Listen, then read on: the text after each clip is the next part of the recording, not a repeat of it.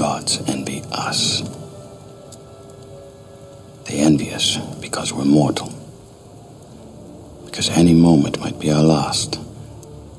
Everything's more beautiful because we're doomed. You will never be lovelier than you are now.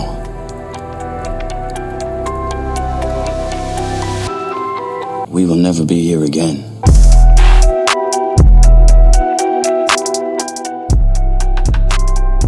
The legendary quote from the movie Troy hits deep because it is as true today as it was in ancient Greece.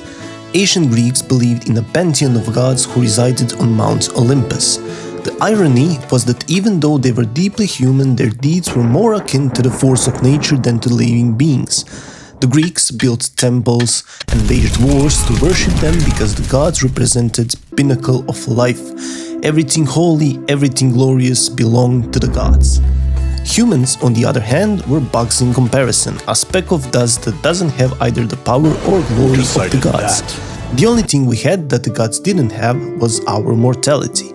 The fact that our life will end brings meaning and purpose to our everyday struggles, so we appreciate life unlike gods who live forever.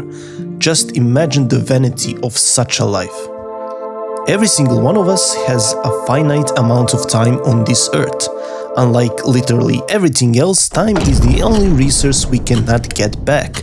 But the question remains, can we have more of it? A world where your skin doesn't wrinkle, your bones don't crack under the pressure of time, and your heart keeps working like a Swiss clock. This is a world without aging.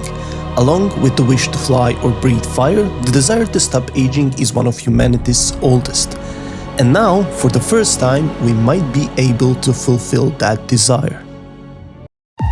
As a species, we accept our inevitable decay, decline, and death. I want to argue that the opposite should be true.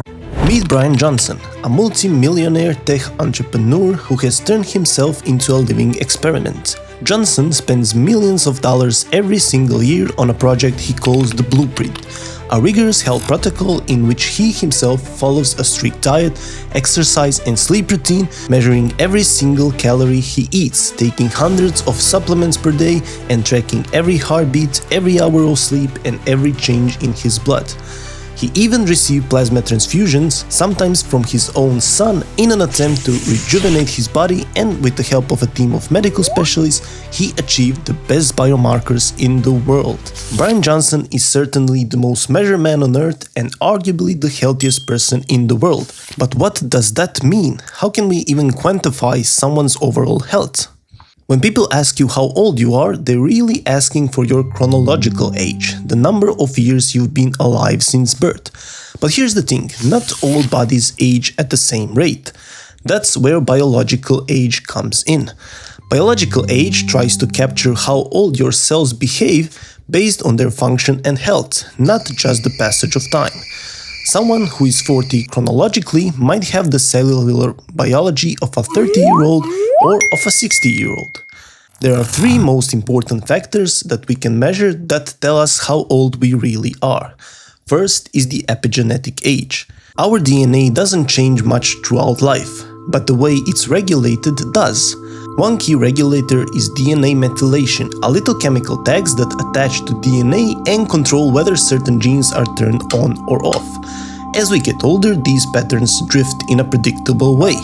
Scientists have trained algorithms called epigenetic clocks to read these methylation patterns and output a biological age.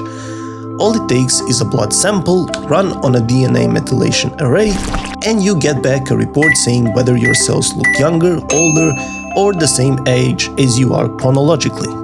The second factor is telomere length.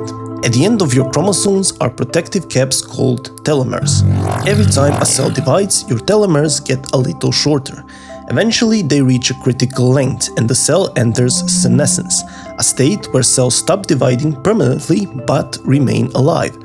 Scientists can measure telomere length using techniques like quantitative PCR, which compares telomere repeats to a reference gene, or with fluorescent probes in a method called flow fish. The result is an average telomere length, usually measured in kilobases. Shorter telomeres generally mean your cells are closer to their replication limit. The third factor is mitochondrial function. Mitochondria are the powerhouse of our cells. They generate ATP, the molecule that powers almost every biological process. But with age, mitochondria lose efficiency and leak more reactive oxygen species which damage cells. To test mitochondrial health, researchers often measure oxygen consumption rates, literally how much oxygen cells are burning to make energy. Devices like a seahorse analyzer can track this in real time. Scientists can also measure cellular ATP directly or count mitochondrial DNA copy numbers as a proxy for mitochondrial abundance. Together, these metrics reveal how much energy your cells can actually produce and whether they look young and vigorous or old and sluggish. Now, let me tell you a story. P.S. was born healthy after a normal pregnancy and delivery. The first year of her life was unremarkable. She smiled, crawled, and spoke her first words on time. But by age 2, subtle changes emerged. She stopped growing along the normal percentile curves. Her hair began to thin, then fall out, her skin became fragile and shiny, her facial features shifted. A narrow beaked nose, a small jaw, and prominent eyes, which are all hallmarks of Hutchinson-Gilford progeria syndrome. Genetic testing confirmed the diagnosis, a single-point mutation in the LMNA gene producing a defective protein called progerin. Progerin affects all three factors we discussed earlier. Progerin disrupts the nucleus, causing gene regulation to fail. The epigenetic clock of her cells race forward, making her tissues act decades older than her years. DNA damage and cellular stress caused by progerin led to rapid telomere attrition, pushing cells into premature senescence. Energy production faltered as progerin impaired mitochondria, leaving her organs, especially the heart and muscles, vulnerable to early failure. By age 8, her clinical picture included fragile bones, stiff joints, arterial hardening, and severe growth retardation.